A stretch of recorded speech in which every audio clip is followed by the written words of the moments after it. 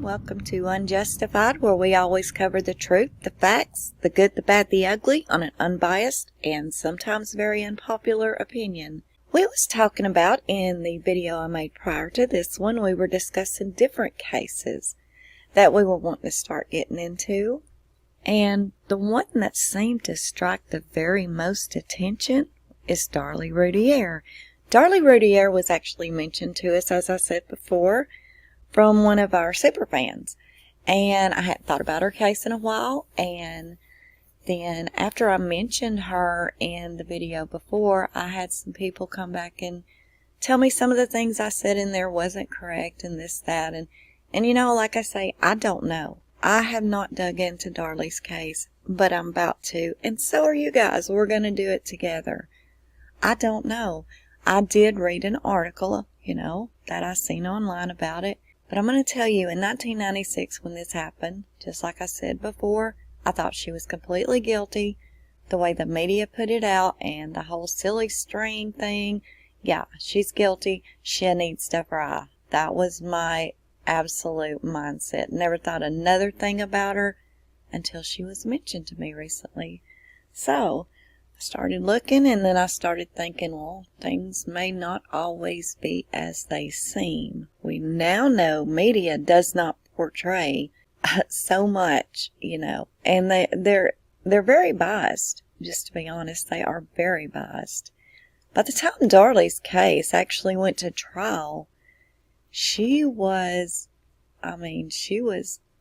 hated, This happened with Darlie 11 months after the whole ordeal with Susan Smith. If you don't know who Susan Smith is, she put her 2 children, strapped them in the back seat of her car, and they were like really young. I'm going to say 3, 4, 5 years old, the 2 little boys.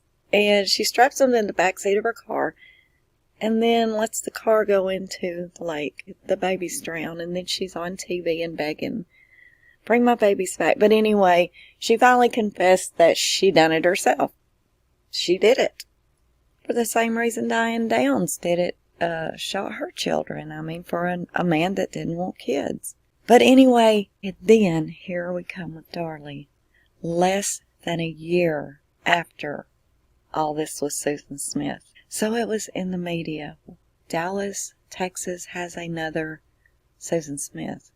And they were even portraying it that way. So obviously, and this is true, and you know this, the jury already knew about this case, and they, already had formed their own decisions even before seeing the evidence and this and that. So, we got to give it that, because that is a fact. Especially just 11 months after this Susan Smith thing, there was people already still till this day. And you can imagine only 11 months later how much they were hating Susan Smith, right? And then here comes Darlie.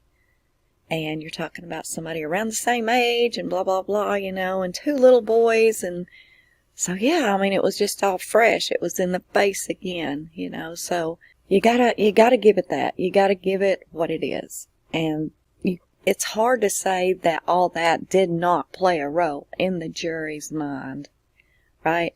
I have actually managed to get the transcripts of the court from Darlie's case. So that's what we're going to be doing in these videos that we're going to be looking at. We are going to do them obviously on the part 1, 2, and 3, because we can't do it all at once. No, it's not going to happen. But, and of course, it's even going to go farther than part 3, obviously. And we're going to go from there. To begin with, before we go into that, there's an article that's pretty up to date, and I've got a letter that Darlie actually has written last month to all of her supporters. And even if you're not a supporter of her, you can still see and hear the letter because it is very current and it is from her. So, it may give you something to think on too, even if you're not a supporter. So let's just get right into this. Okay, let's just do a little quick rundown on it and watch a couple of little video clips, and then we'll get right on into more of it. But I think these little video clips and this little quick rundown, it could help some people because not everybody is familiar with her case. Okay, the photo you're looking at was actually taken by the Rowlett Police Department. And of course, this is Darlie Routier, and this is her mugshot the night she was actually arrested for the first time. If you will look, you will see the massive scar across her neck. And if you will look closer, you will see that it's from the right side of her neck downwards to the left side. She's right-handed. And yes, it can be said and speculated, and it could be done that she could just hold it up there and pull it down like that and cut her own throat. But most people, and you can even make the hand movement like you're going to cut somebody's throat, with your finger. You just go from left to right if you're right-handed, right? Well, Darlie is right-handed, and it was also mentioned that maybe she's bi-handed. Maybe she can, use either hand, and that is a possibility. My daughter is completely bi-handed. She can use either hand. She can't really write that well with her right hand. Primary hand is left, but like when she's using a computer or something like that, she has to have the mouse in her right hand, and when she's using a ball bat, she bats right-handed. She plays the guitar right-handed, but her primary hand is left. So that was a very good point. I'm not even sure which of my subscribers mentioned that, but that is a fact. Some people are bi-handed. So, we're going to take that for what it is because it is a fact. And we're not going to call any shots because we're going to have to get into this transcript and the details of this case just a bit more before we can call those kind of shots. And if we find later on that she's like me and can't do anything I can't do nothing left-handed. I really can't. I'm primary, everything right-handed, really. I can hardly do anything left-handed. I'm not even kidding. So it may come out that she's like me. Well, if that's a fact, then yeah, that wound right there would definitely be something I wouldn't think she done herself. Because me being right-handed, there's no way I would do that whole backward slash. I would do it just, with like the finger motion from one side to the other, from left to right. But let's get into this. In the wee hours of June the 6th, 1995, 26-year-old mother of 3, Darlie Routier, screamed out in horror.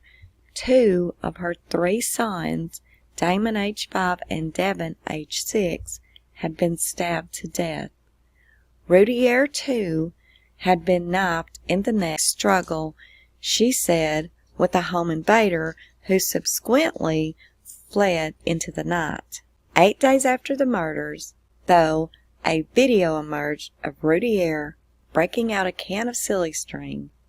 It proved to be an act that seemed in some courts of popular opinion to portray her as depraved enough to have savagely slaughtered her 2 children.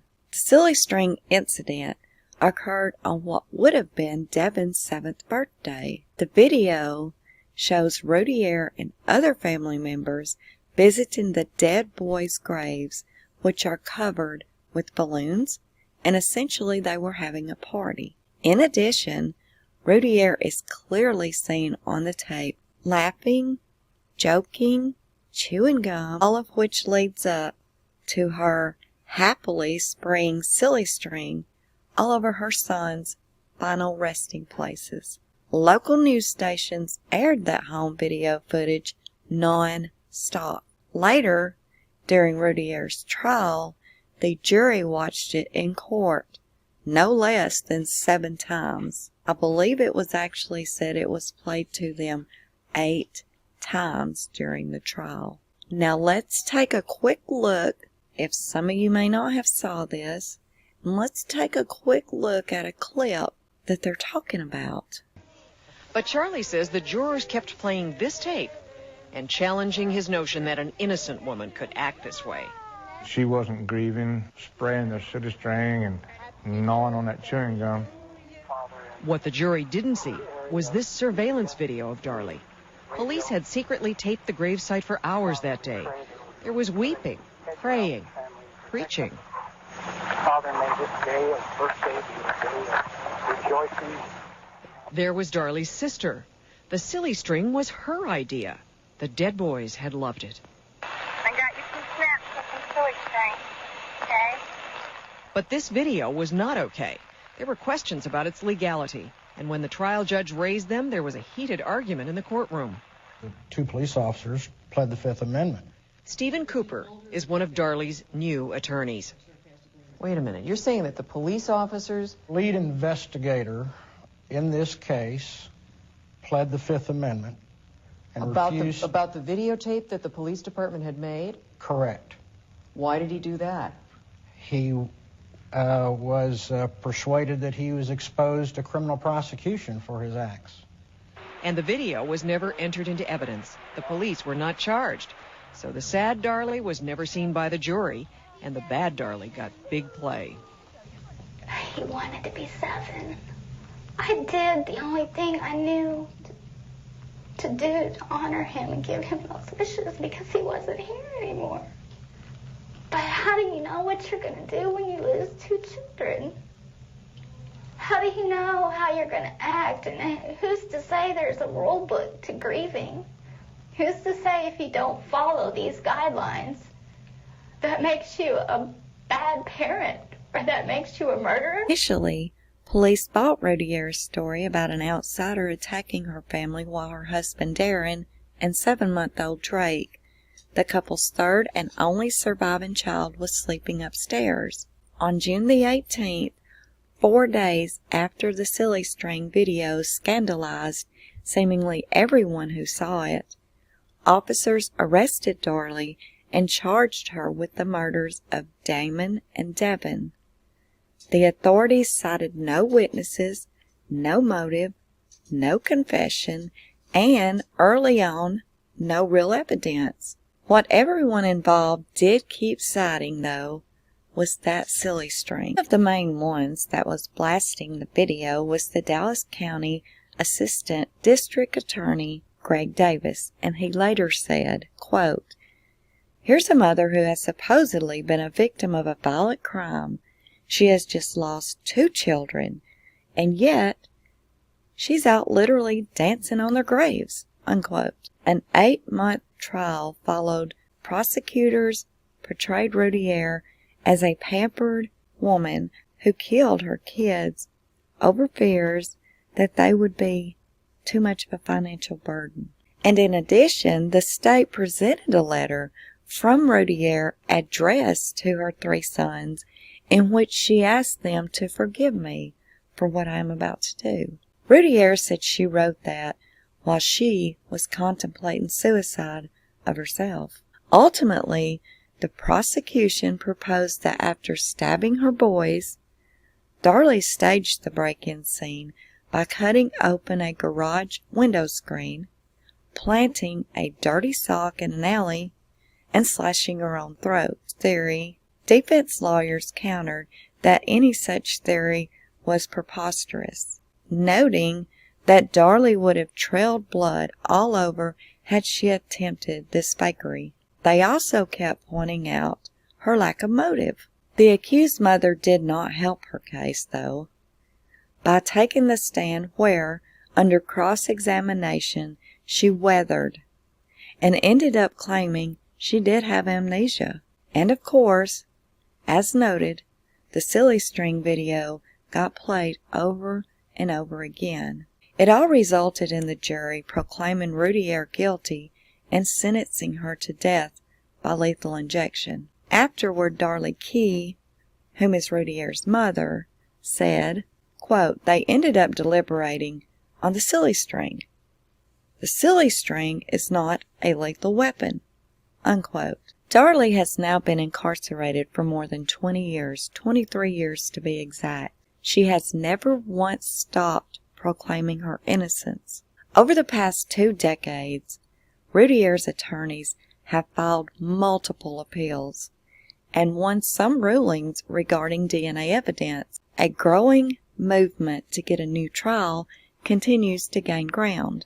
And in regard to the silly string video, in 2015, Routier told ABC News, quote, "Devin wanted to be 7. I did the only thing I knew to do to honor him and give him all his wishes because he wasn't here anymore. But how do you know what you're going to do when you've lost 2 children? How do you know how you're going to act?" Unquote. Those are questions perhaps only Routier herself can answer. Okay, let's listen to the 911 call in its entirety. And listen closely, because this is the actual 911 call in its entirety, not just little clips here and there that you saw on media. This is the entire 5 minutes, 30-something second call. But it's very important to note that they did hold against her that she said she did pick up the knife. And, oh God, she hopes she didn't mess it up so they can get prints on it. And they did use that against her. However, they failed to mention what the 911 caller said to her before she said that about the knife. And to me, that's very important. Now, keep in mind, I'm just now going into the case just like a lot of you. And this is everything that I have read here and there so far. But let's listen to that call really quick and listen closely to it, because this is real time when it happened. Ma'am? What? Who did? Hang on. Hang on, ma'am.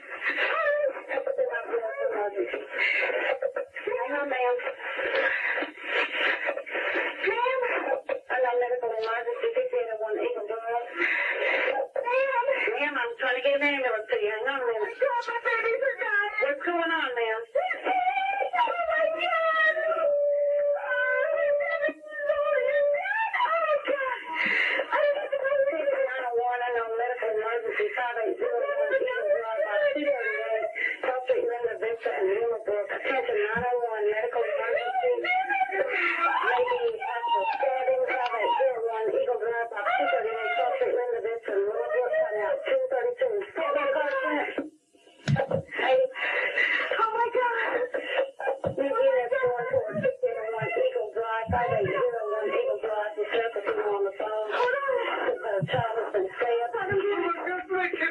Ma'am, I need you to calm down and talk to me.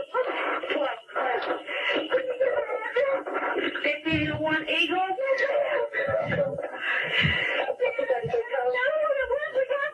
Ma'am, listen to me. I need you to... Oh my God. Can you take the radio clip? Yes.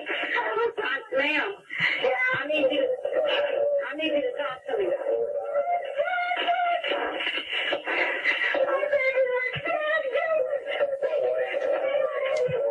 Ma'am, I can't understand you. You're going to have to slow down, calm down, and talk to me.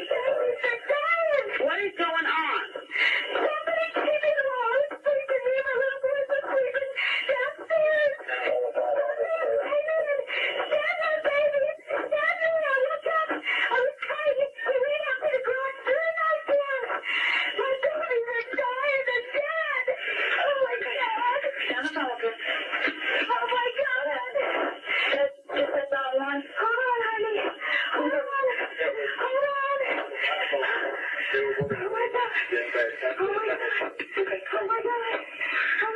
Ma'am, is there with you? Ma'am, is there anybody in the house besides you and your children? My husband, he's just right downstairs. He's helping me, but he's trying. Oh my God. Okay, how many little boys? Is it 2 boys?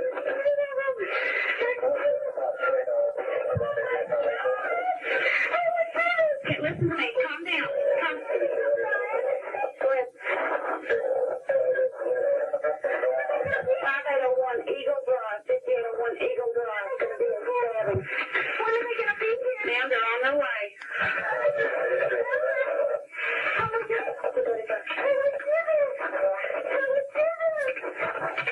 Ma'am, how old are your boys? What? How old are your boys? No. Okay. Oh my God! Oh my God! Calm down, can you?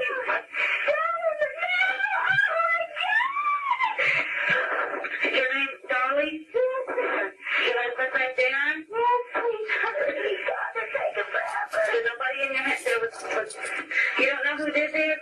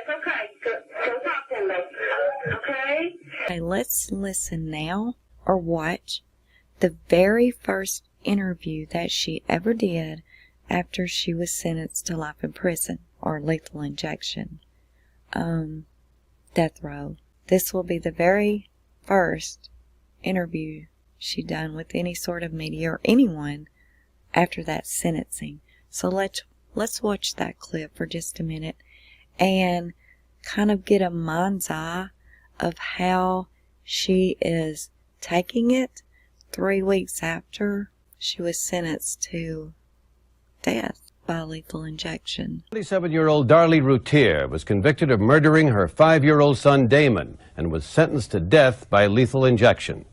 But unlike that other notorious mother, Susan Smith, Darlie Routier never confessed. She still insists she's innocent. At her trial, there were no eyewitnesses, no clear motive, and the evidence was entirely circumstantial. Routier's family has rallied around her. Her husband, the murdered boy's father, says the state has sentenced the wrong person to death. Tonight, in her first television interview, Darlie Routier tells Sylvia Chase her story, and you can judge for yourself.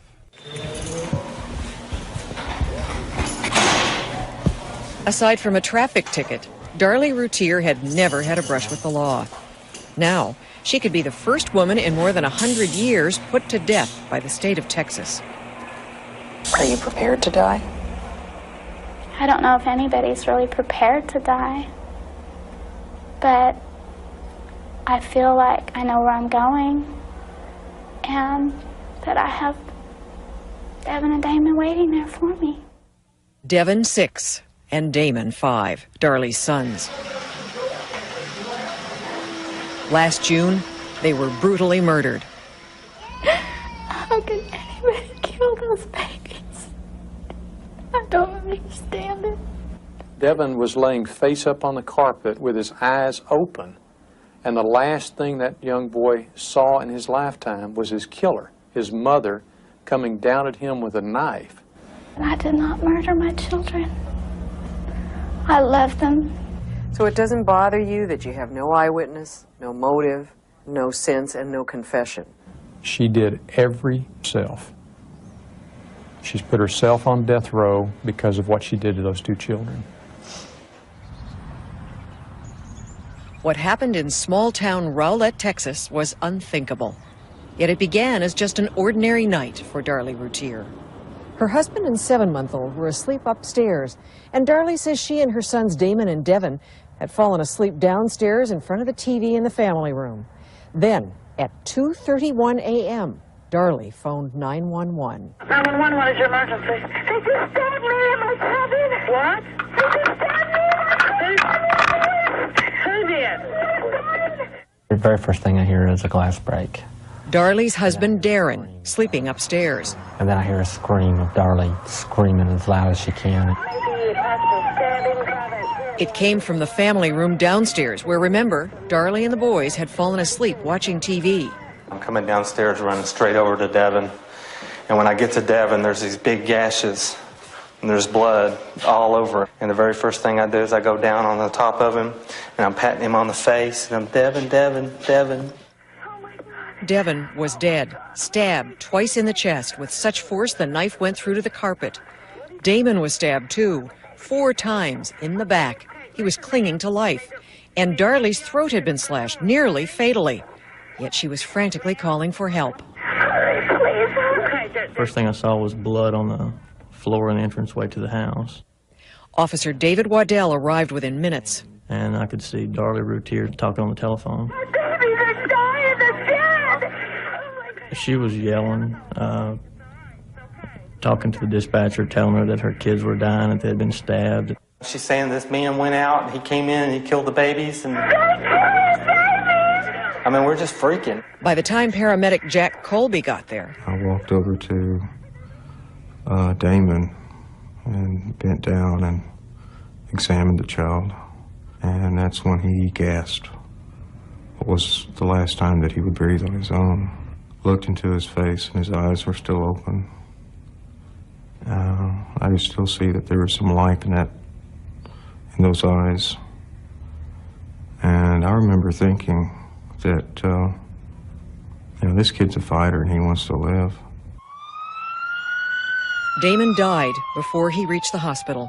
And Darlie might have died, except the knife stopped 2 millimeters short of her carotid artery. When she came out of surgery, police were waiting to question her. She was awakened, she said, by Damon, pushing on her shoulder. But in the dark, then she saw a man moving through the kitchen and followed him as he went through a door and into the garage. She saw a knife and picked it up. Only then, she said, did she return to find Devin, who was dead, and Damon dying, and realized that she too was wounded. Why did this happen? Darren told police he was sure there had been an intruder. For what reason? I said, well, she's beautiful. She's got hazel eyes, blonde hair, beautiful body. Is it a stalker? He could have followed us where we live now. There were leads. A suspicious black car prowling the neighborhood. An attempted break-in that night across town.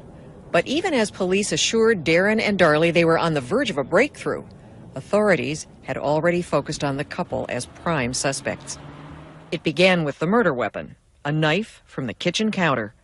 Police felt Darlie was overly concerned about fingerprints on the knife. Okay, it's all right. It's okay. We got the prints, baby. An intruder could have done it. Looked like attempt suicide. Looked like she did it herself. You don't know. James Cron, crime scene analyst, arrived before dawn. There were signs of an apparent struggle, and in the garage, a screen window had been slashed. But he immediately noticed what he calls red flags. The thing that really drew my attention more than anything were the bloody bare footprints in the kitchen area that had broken glass on top of them. But the glass wasn't bloody, and there was no blood trail from an intruder. Dust undisturbed on that windowsill, a gate that was difficult to open. It's so many inconsistencies that everything she said that occurred that night does not fit anything at the scene. I mean, could it be any worse?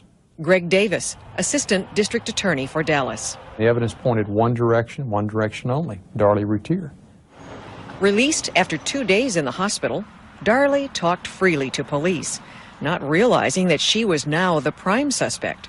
She and Darren spent hour after hour with detectives because they thought there was nothing to hide. Why did we not ever get an attorney? You know, innocent people don't need attorneys. That's what I always thought. Then, on what would have been Devon's 7th birthday, there at the graveside, Darlie spraying silly string. I was in disbelief. It was on the local news, and the prosecutor was watching. If you knew Devon and Damon, you would know that they're up in heaven, and they're up there having the biggest birthday party that we could ever imagine. What kind of cold individual can stand out there at a graveside and joke about children who have been killed 8 days earlier? And no grieving mother can do that, in my opinion. Was that a turning point for you when you saw this? It was. This evening, investigators from the Rowlett Police Department arrested Darlie Routier. 4 days later, Darlie Routier was charged with capital murder. We also believe that the wounds present on Darlie Routier were self-inflicted. I said, is there anything that I need to know? And she said, Mom, I saw a man. I did not do this to the boys. Meet Darlie Routier's mother, Darlie Key. She and her extended family have not wavered in their belief that Darlie is incapable of the crime. You're telling me that a person who is normal, not violent, no mental illness, could cold-bloodedly kill her own children for absolutely no reason whatsoever. Make any sense to me? Have you ever doubted? Absolutely not a moment. Not a moment. Darlie's mother-in-law, Cyrilda, has temporary custody of the surviving Routier son, 16-month-old Drake. He'd been sleeping upstairs unharmed the night of the murders. Why do you think the family has stuck so close together here? Because we all feel the same way. Number one, we love her. Number two, what they're saying is so crazy, it's so different from what Darlie we know in our heart. And then number three is the fact that things they're making statements we know better than. Darlie went to trial in January in conservative Kerrville, Texas, and her character came under attack. One prosecutor called her family trailer trash. She was described as miserable in the depths of postpartum depression after her third son's birth, distraught because her husband's $250,000 a year computer business had fallen on hard times. This is a woman who was used to a certain lifestyle, and she couldn't live that lifestyle the way she wanted. What mattered, he said, were her possessions: the front yard fountain, the chandelier, the $9,000 spa, the jewelry. And she treated her children like trinkets, too. They didn't know her. She was not selfish. She was not a self-centered person. She was very giving, very loving. Darlie's attorneys insisted that she did not fit the profiles of mothers who kill their children. And they seized on a key piece of evidence, a sock found down the alley 3 houses from the murder scene. It was stained with the blood of both boys, but there was no blood trail leading to it. And remember, Darlie was bleeding profusely. In order to commit the murders, Darlie would first have had to stab the boys, then take that sock and plant it 75 yards down the alley. Then she would have had to return to the house, slit her own throat, and stage a phony crime scene. And all this, according to the timeline that night, within 2 to 3 minutes. But Davis says there was time enough. But the facts weren't on their side. And he ridiculed the notion that Darlie could have slept through her own stabbing. Darlie took the stand and said she remembered little of what happened that night. Well, then, she was asked, why had she written letters from jail saying, "I know who did it, and I saw him"?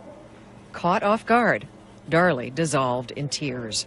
The real Darlie Routier came out, and you saw that as she got trapped in her own lies. Darlie Routier turned out to be one of our best witnesses. After a 9-hour deliberation, the guilty verdict. But even going off to death row, she protested her innocence.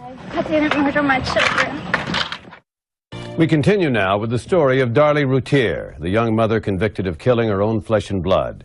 Sylvia Chase went to the women's death row in Gatesville, Texas, where Routier began by reminiscing about her children. Devon was always trying to make everybody laugh. He was always doing funny things, making silly faces. Damon was still at the age where he would let me hold him still. Oh, God. I miss him so much. I swear I did not murder my children, I swear. So what did happen that night? Darlie and I discussed it earlier. What woke you up? My little boy, Damon. He was pressing on my shoulder, and he was saying, "Mommy." I sat straight up when he said that, and I saw the guy starting to walk away from me. Her neck wound is still visible, yet she has no memory of the attack. At trial, even Darlie conceded it would be hard to sleep through it. I know I didn't sleep through that. I mean, how would anybody sleep through something like that? But yet you say you don't remember. But I don't remember. Can you imagine waking up out of your sleep with a man attacking you? Well, what do you think happened then if you can't remember but you don't think you slept through it? I think that I tried to fight with a man, and I think that he either knocked me unconscious, or I think that when, you know, he slit my throat or whatever, I think I passed out. The prosecution made much of Darlie's inappropriate behavior. For instance, the first policeman on the scene testified Darlie didn't seem concerned about Damon. He's got his eyes open, and he's trying to breathe. That she needed to help him, but she just wouldn't help him. That's a lie to use. That's a lie. She says she comforted Damon. I told him to hold on.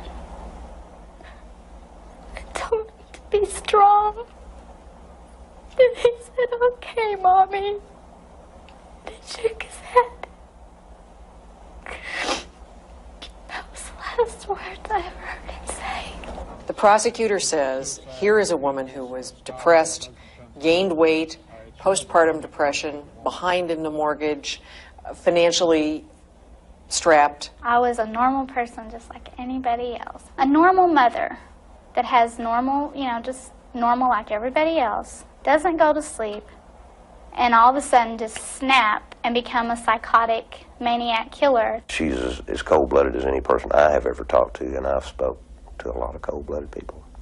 Bill Parker, a veteran interrogator who tried without success to get a confession out of Darlie. He insists she did say repeatedly, "If I did it, I don't remember." You did apparently say during that interview with the policeman that if I did it, I can't remember. No, I did not. I never said that. Psychopathic. Person with absolutely no shame, no guilt, no remorse, no human compassion. If I had done this to my children, I would be the first person to stand up and say, "Oh my God, I need help. What have I done?" You know? A mother couldn't live with herself. But now, Darlie, they're saying that you could live with it because you're a psychopath and that you could kill and not have a conscience Sure, that about fits it. their theory. Happy birthday. What really worked for the prosecution at the trial was this videotape of the party at the grave. Happy birthday, dear Dylan. I asked Darlie to look at it again. Do you not say, as I do, "Oh, for heaven's sake, Darlie," chewing gum, smiling, spraying silly string, Well, and the jury wanted to see it over and over again? You still don't think it was wrong? no. Maybe it's not the way that everybody would choose. But I can guarantee you the last thing a guilty person would do was to do that. Your husband's mother said to me, you said to her, "Wouldn't you want to see the person who did this die?" Do you remember those words? I do. And I still feel that way today. But if it's you who dies, I know the truth. I know what really happened. I know that somebody else did this. So if I'm put to death, I'll leave this world with a free conscience. When Darlie came from her cell to meet us, she was clutching a photograph of her only living child, her toddler Drake. She's not seen him since her arrest last summer, and no family contact visits are allowed on death row. and should you go to your death You'll never be able to touch him again? That's right. I'll never be able to touch him again. And so Darlie Routier asked us to record this videotape for her son. It's the hymn she used to sing to Drake at bedtime. Loves me. Ooh, yes, Jesus loves me. For the Bible tells me so. Yeah, yeah. Look how far we've come, my baby. I'm glad we didn't listen. Look at what we would be missing. They said, I bet they'll never make it. But just look at us go and home. We're still together, still going strong. Still the one, you're still the one I run to, the one that I belong to. You're still the one I want for life. Still the one, you're still the one that I love, the only one I dream of. You're still the one I kiss goodnight. Wow, that was definitely a few clips to think about, think on. The last thing we're going to do in this video is kind of look over, as I said, and read aloud the letter that she has actually written within the last couple of weeks. She's actually written this to all of her supporters, and even if you're not a supporter of Darlie, it's still an interesting letter to see and hear. So let's just get right to that. And this is the letter, and it's actually about a 3-page letter, and it's dated 8/14/20. So that is about 3 weeks ago from right now. And so let's just read it. It says, big hugs and lots of prayers for all of my wonderful friends. I keep up with everything in the news, and I know it's crazy hard times for everyone, and my heart is with you. I really feel like this is a wake-up call for all of us, a time to mend differences, hold family and friends closer, and give our whole hearts to God. Our area in the prison has been on 2 medical lockdowns due to officers who worked in our area testing positive for COVID. Now there are 3 other areas on medical lockdown for the same thing. Everyone in here has to wear a mask at all times, and I've seen some very creative ones the officers wear. Our second lockdown pretty much destroyed our garden. We have spent most of the past month rebuilding it, and it looks beautiful now. What a huge blessing it is. I love working it every morning and have learned so much. It's been very hot lately, and we really need the rain. Seems like everything doubles in size when it rains. It's been 5 months now since Texas Detention Center stopped all visitation. I miss seeing and talking with everyone face to face, and I also miss all my Bible classes and our wonderful teachers. I have been talking with Vanessa and other attorneys each week and have been instructed not to tell anyone what is happening. I can tell you that I am extremely excited, encouraged, and hope more than ever before. I want you to know that you have made a big difference in my life. Your encouragement, love, kindness, support has steadily lifted me and helped keep me going. You will never truly understand how you have impacted my life in the most positive ways. Thank you. I love each of you with Christ's love. I'm thinking of you and keeping you lifted in prayer. Thank you for having courage, for being a voice, and for being so wonderful. God bless you with all my heart, Darlie Lynn. Darlie looks quite different today than she did when all this happened 24 years ago. Her youth is fading, has faded, is going. Some of the best years of her life are gone. Her son Drake, he's now 25 years old. The one that had the 7th birthday, Devin, he just turned 31 not very long ago. If she is innocent, this is such a shame. I'm not going to call any shots yet because I just hadn't looked deep enough into it. But there's a lot leaning me away from her and towards maybe someone else. Maybe someone else close to her even. I don't know yet. So I'm not going to make any calls. But I'm going to end this video right here.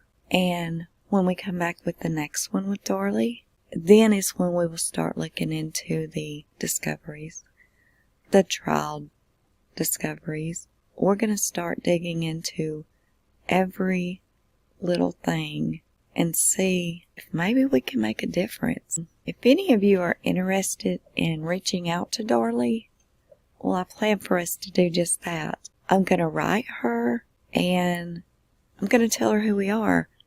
And if any of you would like to send her a letter, you can send it to my email, outcastjustice. I will put it in the description box.